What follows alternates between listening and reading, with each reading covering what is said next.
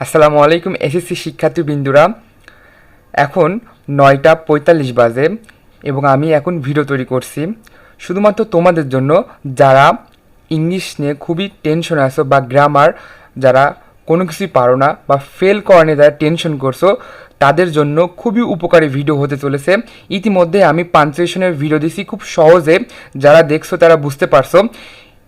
এরপর কেউ আমাকে যদি জিজ্ঞাসা করে যে পাঞ্চুয়েশনের পর কোন গ্রামারটা সবচেয়ে সহজ, আমি তাকে বলবো ট্যাগ কোশ্চেন। তোমরা সবাই জানো যে ট্যাগ কোশ্চেন খুবই সহজ, কিন্তু দুঃখের বিষয় অনেকেই ট্যাগ কোশ্চেন পারে না বা 5-এ 5 তুলতে পারে না। আজকে আমরা 5টি রুলসের মাধ্যমে ট্যাগ কোশ্চেন শিখব। ট্যাগ কোশ্চেন আমি বলছিলাম 5টা রুলসের মাধ্যমে আমরা ট্যাগ কোশ্চেন শিখব। প্রথম রুলস, অক্সিলারি ভার্ব এইটাই বসে যাবে। অক্সিলারি ভার্ব কি? Am, is, are, was, were, have, has, had, আর modal auxiliary verb can, could, may, might, will, would, must, ought to। যখন তুমি ট্যাগ কোশ্চেন করা শুরু করবা, দুটা জিনিস তোমার মাথায় থাকতে হবে। একটা হলো বাক্যে যদি অ্যাফার্মেটিভ থাকে অ্যাফার্মেটিভ কি? হ্যাঁ বাদক। যদি বাক্যে অ্যাফার্মেটিভ থাকে তাহলে ট্যাগ কোশ্চেন নেগেটিভ করতে হবে, আর বাক্য যদি নেগেটিভ থাকে তাহলে ট্যাগ কোশ্চেন হলো অ্যাফার্মেটিভ করতে হবে। মানে হ্যাঁ থাকলে না করতে হবে, না থাকলে হ্যাঁ করতে হবে। বুঝতে পারছো?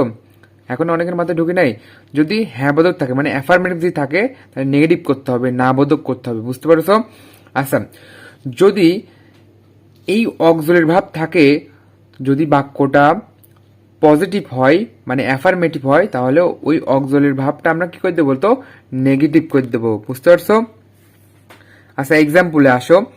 দেখো, হি ইজ রিডিং আ বুক। এখানে কোনো নট দ্বারা কোনো বাক্য আছে, কোনো নেগেটিভ বাক্য আছে? আর কোন কোন মানে আমরা কি দেখে নেগেটিভ বাক্য বুঝবো সেটা আমি তোমাদের চিনাবো ইনশাল্লাহ। তাহলে আরো মজার বিষয়, আমরা যখন দেখবো যে নট দ্বারা কোনো বাক্য হয়, তাহলে অটোমেটিক আমরা বুঝতে পারবো যে ওইটা কি বলতো? নেগেটিভ বাক্যতে। এখানে কোনো নট দ্বারা বাক্য শুরু হয় নাই, তাহলে এটা অ্যাফার্মেটিভ নেগেটিভ করতে হবে। তাহলে হি ইজ রিডিং আ বুক, তাহলে এখানে অক্সিলারি ভার্ব পাইছি না আমরা, এই যে ইজ, তাহলে ইজটা কি করে দেবো বলতো? নেগেটিভ করে দেবো। ইজটা কি করবো বলতো? নেগেটিভ করবো। তাহলে ইজের নেগেটিভ কি হয় বলতো? ইজেন্ট। একটা টেকনিক আছে, এই ইজের পর খালি এনটি বসাবা, তাই নেগেটিভ হয়ে যাবে। বুঝতে পারছো? আর এই যে সাবজেক্ট কি রয়েছে হি, না হিটা হি বসে যাবে। বুঝতে পারছো? দেখছো কত সহজ, 1 মার্ক তোলাম। তারপরে Rafi has got a prize, তার মানে রাফি একটা প্রাইজ পেয়েছে। ঠিক আছে, তাহলে এখানে অক্সিলারি ভার্ব আছে, ধরতে পারছো তোমরা? এই যে হ্যাজটা কি বলতো? Auxiliary verb. তাহলে আমরা এখানে কোনো নেগেটিভ বাক্য আছে না, তাহলে অ্যাফার্মেটিভ। তাহলে হ্যাজটা কি করে দেবো? তো হ্যাজেন্ট করে দেবো। আর রাফি রাফি রাফি বলে আমরা লিখবো না, রাফির প্রোনাউনটা লিখবো। তাহলে রাফির প্রোনাউন কি? হি। ঠিক আছে, যেহেতু ছেলে এই জন্য হি বসাইছি। বুঝতে পারছো? আচ্ছা, এই গেল 1 নম্বর রুলস। কঠিন লাগলো তোমাদের কাছে? এবার আমরা শিখবো 2 নম্বর রুলস। 2 নম্বর রুলস কি? অক্সিলারি ভার্ব যদি না থাকে, মনে করো কোনো সেন্টেন্সে এই am, is, are, have, has, modal verb কোনো কিছু নাই, তখন আমরা কিভাবে ট্যাগ কোয়েশ্চেন করব? তখন আমরা 2 নম্বর রুলসটা ফলো করব। অক্সিলারি ভার্ব যদি না থাকে তাহলে ডু, ডাজ, ডিড দিয়ে করতে হয়। আচ্ছা, এটা তোমাদের বোঝানোর জন্য দিছি, বোঝাবো এটা। তাহলে তোমাদের এখন প্রশ্ন থাকতে পারে, ভাইয়া কখন ডু বসাবো, কখন ডাজ বসাবো, কখন ডিড বসাবো? দেখো এবার এটা বোঝো। মনে করো প্লে একটা ভার্ব, প্লের সাথে যদি যদি মনে করো প্লে রয়েছে, তাহলে ডু বসবে। কি বসবে?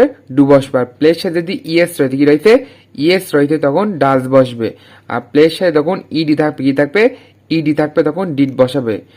তখন তোমরা ডিড বসাবো। ঠিক আছে, যখন প্লের সাথে কি বসবে, সরি প্লের সাথে যখন ইডি থাকবে তখন কি বসাবো? ডিড বসাবো। বুঝতে পারছো? এবার দেখো এক্সাম্পলে আসি, তাহলে তোমরা সহজে বুঝতে পারবা। এক্সাম্পল, রহিম প্লেস ক্রিকেট। তাহলে রহিম প্লেস ক্রিকেট, এর বাংলা কি আছে? রহিম ক্রিকেট খেলে। তাহলে এখানে ভার্ব কোনটা? সাবজেক্ট, ভার্ব আর অবজেক্ট। তোমরা ভার্ব চেনো তো? ভার্ব কি করে বলতো? সেন্টেন্সের মেন কাজ করে বা ঘটনাকে প্রকাশ করে। ঠিক আছে, তাহলে এখানে প্লের সাথে প্লে কি একাই রয়েছে? কি রয়েছে? প্লের সাথে ইয়েস রয়েছে না? তাহলে এখানে কি হবে? ডু হবে, ডিড হবে, না ডাজ হবে? ডাজ হবে। আর এই বাক্যটি কি অ্যাফার্মেটিভ না নেগেটিভ? অবশ্যই অ্যাফার্মেটিভ, এখানে কোনো নেগেটিভ বাক্য আছে না। তাহলে এখানে আমরা কি বসাবো বলতো, এই যে প্লের জন্য আমরা ডাজ বসাবো, কিন্তু এটা তো নেগেটিভ করতে হবে, তাহলে ডাজ বসাবো আর এই এনটি করে দেবো, তাহলে ডাজেন্ট হবে। আর এই রহিম একটা ছেলে, এর প্রোনাউনটা কি বসবে বলতো, হি বসবে। বুঝতে পারছো? তারপরে এক্সাম্পল আসো, দেখো বলছে তানিয়া ড্যান্স ওয়েল, তানিয়া ভালো নাচে বা তানিয়া ভালো নাচতো, ঠিক আছে। তাহলে তানিয়া সাবজেক্ট, ড্যান্সারটা কি বলতো, ভার্ব। ড্যান্স, ড্যান্স রয়েছে না, ড্যান্সের সাথে ইডি রয়েছে, ইডি রয়েছে না। আমি তোমাদের শিখাইছিলাম যদি ইডি থাকে তাহলে কি বসে, ডাস বসে নাকি, না ডিড বসে। কি বসে, ডু তো বসবেই না, ডিড বসবে। তাহলে যেহেতু অ্যাফার্মেটিভ রয়েছে আমাকে করতে হবে কি বলতো, নেগেটিভ করতে হবে। কি করতে হবে, নেগেটিভ করতে হবে। তাহলে ডিডটা আমরা কি করে দেবো তো, ডিডেন্ট করে দেবো, মানে এনটি যোগ করব। আর তানিয়া একটা কি বলতো, মেয়ে, নিঃসন্দেহে তো বোঝা যায় এটা মেয়ের নাম। তাহলে মেয়ের প্রোনাউন কি হবে বলতো, মেয়েদের প্রোনাউন কি হয়, সি হয়। বুঝতে পারছো? আশা করি তোমরা 1 নম্বর রুলস আর হলো 2 নম্বর রুলসটা বুঝতে পারছো। এবার আমরা 3 নম্বর রুলস শিখবো। দেখো কোনো সেন্টেন্সে নেগেটিভ চিহ্ন আছে কিনা তা আমরা কিভাবে দেখে চিনবো, ঠিক আছে। আমি এর আগে বুঝলাম তোমাদের নেগেটিভ বাক্য কোনগুলো তা আমি চিনাবো। তাহলে দেখো nobody, nothing, no one, not, no, এইগুলো তো দেখে বোঝা যাচ্ছে কারণ নো রয়েছে প্রত্যেকটা, তাহলে সহজে আমরা চিনতে পারবো। কিন্তু রেয়ার হলো এই 4টা, হার্ডলি, স্কার্সলি, ফিউ, লিটিল। মনে থাকবে, হার্ডলি, স্কার্সলি, ফিউ, লিটিল, এগুলো যদি থাকে তাহলে বাক্যটা নেগেটিভ, আমাকে পজিটিভ করতে হবে, ঠিক আছে। তাহলে ওই ট্যাগ কোশ্চেনই এনটি বসানো যাবে না। বুঝতে পারছো? এক্সাম্পলে আসো, দেখো it has hardly rain in winter, তার মানে শীতের সময় খুব প্রচুর পরিমাণ বৃষ্টি হয়েছে। আমরা বাংলা না জানলেও আমরা ট্যাগ কোশ্চেন খুব সহজে করতে পারবো, খালি এই 5টা রুলস মনে রাখলে, ঠিক আছে। যদি আমাদের 5টা রুলস আয়ত্ত থাকে তাহলে আমাদের বাংলা প্রয়োজন হবে না, আমরা রুলস প্রয়োগ করে সহজে ট্যাগ কোশ্চেন করতে পারবো। তাহলে ইট হ্যাজ, আর এখানে অক্সিলারি ভার্ব আছে না, এই যে হ্যাজ রয়েছে, কি রয়েছে, হ্যাজ রয়েছে। দেখো বলছে পুরো বাক্য দেখো, ইট হ্যাজ হার্ডলি, এ দেখো হার্ডলি রয়েছে, আমরা একটু আগে পড়ে আসলাম না। যদি হার্ডলি থাকে তাহলে নেগেটিভ হবে, বাক্যটা আমাকে পজিটিভ করতে হবে, এজন্য হ্যাজটা নেগেটিভ হয়নি, হ্যাজটা হ্যাজই বসে। আর এর আগে কি রয়েছে বলতো, সাবজেক্ট রয়েছে, সেই সাবজেক্টটা বসে গেছে। বুঝতে পারছো তোমরা? তারপরে দেখো এটা, এই এক্সাম্পলটা বুঝলে তোমরা এটাও বুঝতে পারবা, নিজে নিজে এটা করার চেষ্টা করবা। তারপর দেখো আমরা সাবজেক্ট চিনবো, সাবজেক্ট হিসাবে প্রোনাউন বসবে আই, উই, ইউ। কি বসবে, আই, উই, ইউ। আর নাউনের পরিবর্তে কি বসবে, হি, সি, ইট দে বসবে। নাউনের পরিবর্তে কি বসবে, হি, সি, ইট। ওইদের নাম থাকলে আমরা এটা করলাম না, যে নাম থাকলে ছেলেদের ক্ষেত্রে হি, মেয়েদের ক্ষেত্রে সি, আর ইট দে বসবে।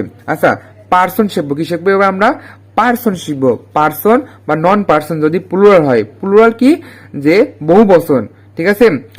আর সিঙ্গুলার হলো এক বচন। যদি প্লুরাল থাকে বাক্যটা তাহলে কি বসবে বলতো, দে বসবে। কি বসবে, দে বসবে। বুঝতে পারছো? এক্সাম্পলে দেখো রহিম অ্যান্ড করিম আর 2 ফ্রেন্ড, তার মানে এখানে 2জন বন্ধুর কথা বলছে, তারাও কি বলতো, বন্ধু। তাহলে এটা কি সিঙ্গুলার আছে, 2জনের কথা বলছে না, প্লুরাল হয়ে গেছে, তাহলে কি বসবে বলতো। আচ্ছা এখানে দেখো তো অক্সিলারি ভার্ব আছে নাকি, হ্যাঁ আছে। যদি অক্সিলারি ভার্ব না থাকে তাহলে আমার 2 নম্বর রুলসে যেতে হবে, ডু, ডাজ, ডিড, ডে করতে হবে। যদি অক্সিলারি ভার্ব আমরা পেয়ে যাই তাহলে আমার আর ডু, ডাজ, ডিড, ডে করা লাগবে না, ঠিক আছে। তাহলে এখানে আর রয়েছে আরেন্ট করব। আর এই যে রহিম আর করিম প্লুরাল হয়, আমরা কি বসাবো বলতো, দিয়ে বসাবো। দেখো বার্ডস, তারপরটা আসো, দেখো এক্সাম্পলে বার্ডস ক্যান ফ্লাই। বার্ডস অনেকগুলার পাখির কথা বলছে, ক্যান ফ্লাই বলছে পাখিগুলা উঠতে পারে। তাহলে এখানে ক্যান রয়েছে modal verb, modal auxiliary verb, তাহলে ক্যানটা কি করবো তো, ক্যান করবো। আর এই যে বার্ডস এর জন্য কি হয়ে গেছে, প্লুরাল হয়ে গেছে, এজন্য আমরা কি বসাইছি বলতো, দিয়ে বসাইছি। বুঝতে পারছো? 3 নম্বর রুলস। 3 নম্বর রুলসে আরো কিছু ছোট ছোট রুলস আছে। দেখো এই যে পার্সন যদি সিঙ্গুলার হয় তাহলে হি বা সি বসে। কি বসে, হি বা সি বসে। এক্সাম্পল রহিম প্লেস ক্রিকেট, তাহলে রহিম কি বলতো, সিঙ্গুলার, তাহলে প্লেস ক্রিকেট, রহিম ক্রিকেট খেলে, তাহলে প্লের সাথে কি রয়েছে, এস রয়েছে না, কি রয়েছে, এস রয়েছে, তাহলে কি বসবে বলতো, ডাজেন বসবে। কি বসবে, আর এটা অ্যাফার্মেটিভ রয়েছে এই জন্য নেগেটিভ করতে হবে, ডাজেন। আর যে রহিমের জন্য কি আইছে বলতো, হি আইছে। বুঝতে পারছো? যদি নন পার্সন, কি পার্সন বলতো, নন পার্সন যদি সিঙ্গুলার হয় তাহলে ইট বসবে। কি বসবে, ইট বসবে। তাহলে এক্সাম্পল দেখো বলছে তানিয়া ইজ না, sorry this is a nice pen, বলছে এটা খুব ভালো কলম। তাহলে দিস ইজ রয়েছে, আর এটা কোনো নেগেটিভ নাই, কোনো নেগেটিভ বাক্য আছে না, তাহলে এটা এটা পজিটিভ রয়েছে, আমাকে নেগেটিভ করতে হবে, তাহলে ইজটা ইজেন করে দেবো। আর তানিয়া নাইস পেন, পেন একটা বস্তু না, এই জন্য ইট আসছে, বুঝতে পারছো। তারপর দেখো এভরিথিং, খুবই গুরুত্বপূর্ণ এই ছোট ছোট রুলস, তবে খুবই গুরুত্বপূর্ণ। এভরিথিং, এনিথিং, নাথিং এর ক্ষেত্রে ইট বসবে, কি বসবে? ইট বসবে। নাথিং ক্যান হ্যাপেন, তাহলে ক্যান। আর দেখো নো রয়েছে, তাহলে নেগেটিভ, আমার পজিটিভ করতে হবে, তাহলে ক্যান করতে ক্যানই দেবো। আর এই নাথিং এর জন্য আমরা কি বসাবো তো? ইট বসাবো, বুঝেছো তোমরা? আচ্ছা, আমি হাতে ধরে এই ভিডিওটা করছি, হয়তো বা একটু লড়ছে বা কাঁপাকাঁপি করছে, ভিডিওর কোয়ালিটি একটু লো হচ্ছে, তবে ভিডিও কল খুব পাওয়ারফুল ভিডিও এবং খুব সহজ ভিডিও, খুব সহজ রুলস তোমাদের শিখাচ্ছি, কোনো রকেট সায়েন্স শিখাচ্ছি না, তোমরা সহজে আমি আশা করছি তুমি সহজে বুঝতে পারছো। তারপর দেখো বলছে everybody, somebody, no one, anybody যদি থাকে তাহলে দে বসে, কি বসে? দে বসে। তাহলে নো বডি, কল, আর সেকেন্ড নো রয়েছে, তাহলে নেগেটিভ, তাহলে আমাকে পজিটিভ করতে হবে। আর দেখো কলের সাথে কি রয়েছে? ইডি রয়েছে না, তাহলে ডিড হবে। আর এই নো বডির জন্য দে বসছে, বুঝতে পারছো? সহজ না কঠিন? সহজ না? আর দুইটা মাত্র রুলস বাকি রয়েছে। দেখো 4 নম্বর, ইম্পারেটিভ সেন্টেন্স। কি sentence? Imperative sentence. Let, don't যদি থাকে তাহলে উইল ইউ বসাতে হবে। আচ্ছা ভাইয়া, তোমাদের এখন প্রশ্ন রাখতে পারে, ভাইয়া আমি তো বুঝলাম লেট ডোন্ট যদি থাকে তাহলে উইল ইউ বসাবো, তাহলে ইম্পারেটিভ সেন্টেন্সটা কি? ভালো করে শোনো। ইম্পারেটিভ সেন্টেন্স ওই সেন্টেন্সকে বলা হয় যে সেন্টেন্স দ্বারা আদেশ বোঝায়, অনুরোধ বোঝায়, ঠিক আছে? এগুলা কি হয় বলতো? ইম্পারেটিভ সেন্টেন্স হয়। এক্সাম্পলে আসে, দেখো বলছে ওপেন দ্য ডোর। ওপেন কি বলতো? ওপেন দ্য ডোর, তাহলে একটা আদেশ করছে না, কাউকে আদেশ করছে এই দরজাটা খোলো, তাহলে এই আদেশ, তাহলে এটা কি বলতো? ইম্পারেটিভ সেন্টেন্স, এর জন্য উইল হয়েছে। দেখো পরের সেন্টেন্সে ডোন্ট ফরগেট মি, আমাকে ভুলো না, তাহলে ডোন্ট রয়েছে, তুমি উইল ইউ দিবা। লেট দ্যাম কাম হেয়ার, ঠিক আছে? তাহলে লেট রয়েছে, তুমি লেট ডোন্ট দেখলে তুমি কি দিবা বলতো? উইল ইউ দিবা। একদম সহজ 4 আর 5 নম্বর রুলসটা। এবার দেখো ইম্পারেটিভ সেন্টেন্সে আরো কিছু ছোট ছোট রুলস আছে। ইম্পারেটিভ সেন্টেন্স দ্বারা যদি আমন্ত্রণ বা আহ্বান বোঝায় তাহলে কি বসবে বলতো? ওন টু বসবে, কি বসবে? ওন টু বসবে, ঠিক আছে? তাহলে এখান থেকে বলছে কাম অ্যান্ড সিট, আহ্বান করছে না, আসো বসো, তাহলে কি হয় বলতো? তখন উইলও হবে না, ওন টু হবে, ঠিক আছে? আর দেখো তারপর এটা বলছে সিং আ সং, একটা গান গাও, বা তাহলে এই যে গান গাওয়ার কথা, এটা আমন্ত্রণ করছে না কাউকে, তাহলে এখানে কি বসবে বলতো? ওন টু বসবে, কি বসবে? ওন টু বসবে, বুঝতে পারছো? দেখো লাস্ট যেটা হলো 5 নম্বর, লেটাস থাকলে কি থাকলে? লেটাস থাকলে বা লেটাস আর লেটস যদি থাকে তাহলে শ্যাল উই বসবে, কি বসবে? শ্যাল উই বসবে। ধরা বাঁধা রুলস এই 4 আর 5 থেকে একটা দুটো আসে, ঠিক আছে? তাহলে এক্সাম্পল দেখো বলছে লেটাস দ্বারা বাক্য শুরু হলে আমি কি শিখালাম? একটু শ্যাল উই হবে না? তোমাকে ট্যাগ কোশ্চেন করতে গেলে বাংলা বোঝা লাগবে না, তুমি খালি এই 5টা রুলস একদম খাই ফেলো, ঠিক আছে? মানে তোমাকে আধা মুখস্থ করতে হবে, তাহলে তুমি ধরতে পারবা, আর প্র্যাকটিস করতে হবে। শেষ সময়ে তুমি যদি ট্যাগ কোশ্চেনে পাশে মিনিমাম 4 বা 3 পেতে চাও, তাহলে কমপক্ষে তোমাকে 5টা রুলস মাথায় থাকতে হবে। তোমার যখন 5 রুলস তুমি মুখস্থ করবা তখনই, বা আধা মুখস্থ থাকবে তখনই তুমি পরীক্ষায় ট্যাগ কোশ্চেনের সঠিক ব্যবহারটা করতে পারবা, ঠিক আছে? তাহলে লেটাস দিয়ে শুরু হয়েছে বলে শ্যাল হয়েছে, বুঝতে পারছো? আর এগুলো আমি কিছু দিছি নেগেটিভ বাক্য, ঠিক আছে? মানে ইজ নট থাকলে ইজেন করতে হয়, আর থাকলে আর নট থাকলে আরএন করতে হয়, ঠিক আছে? প্রত্যেকটা মনে রাখবা এনটি বসে দিবা, শুধু একটা ভিন্ন, এটা হলো অ্যামেন্ট হয় না, আরএন্ট হয়। কি হয়? আরএন্ট হয়। যারা পাঞ্চুয়েশনে ক্লাস করছো তারা এটা সহজে বুঝতে পারছো, তাই না? এখন আশা করি তোমরা ভিডিওটা বুঝতে পারছো। হয়তো ভিডিওর কোয়ালিটি একটু খারাপ ছিল বা কাঁপাকাঁপি করছিল, আমি হাতে ভিডিও করছি তো এই জন্য একটু সমস্যা হচ্ছে। এবার ভিডিওটা যদি তোমার দেখা হয়ে যায় তাহলে তুমি গাইড বাই করো এবং যে কোনো বোর্ডের থেকে ট্যাগ কোশ্চেন প্র্যাকটিস করো, দেখো তুমি সহজেই ধরতে পারছো। সবাইকে ধন্যবাদ এতক্ষণ আমার সাথে থাকার জন্য। শোনো, শেষ সময় হাল ছাড়া যাবে না। শেষ সময় ওই একটা কথা আছে না, শেষ ভালো তার সব ভালো। তুমি প্র্যাকটিস করো, দেখো তুমি যদি 5ও না পাও তুমি 3 শিওর পাবা। ভাইয়ার কথাই একটু শোনো, দেখবা কালকে পরীক্ষা দিয়ে মনে মনে ভাববা হ্যাঁ ভাইয়া বলছো যে এই 5টা রুলস মুখস্থ করে গেছি বলে আমি 3 বা 4 পাইছি। 5টা রেয়ার, তবে তুমি যদি প্র্যাকটিস করো তাহলে পাশে পেতে পারো।